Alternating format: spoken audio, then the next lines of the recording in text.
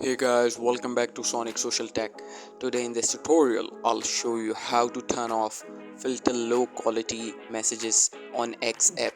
So just follow these simple steps and make sure to watch the video through to the end.